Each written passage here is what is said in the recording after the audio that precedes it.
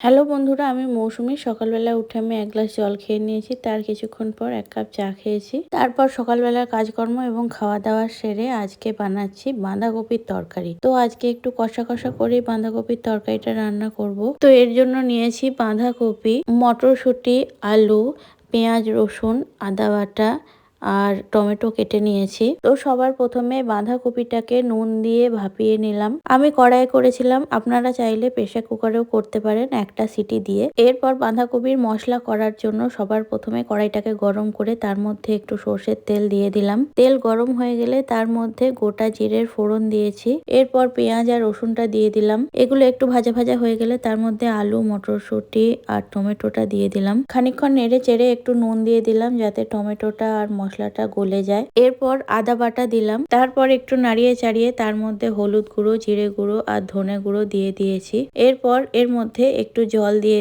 ভালো করে মশলাটা কষাতে হবে। মশলাটা একটু শুকনো শুকনো হয়ে গেলে একটুখানি তেল যদি ছেড়ে দেয় তাহলে তার মধ্যে চিনি দিয়ে দেবো। চিনি দিলে একটু ক্যারামেলাইজের মতো দেখতে লাগে আর স্বাদটাও বেশ ভালো লাগে। এরপর আরেকটু জল দিয়ে মশলাটা খানিকক্ষণ হতে দেবো। মশলাটা হয়ে গেলে তার মধ্যে এই ভাপানো বাঁধাকপিটা দিয়ে দেবো। দিয়ে ভালো করে নাড়তে থাকতে হবে। নামানোর আগে পাস্তা মশলা আর মিট মশলা দিয়ে দিলাম। তো হয়ে গেল বাঁধাকপির তরকারি। দারুণ হয়েছিল খেতে। Thanks for watching guys.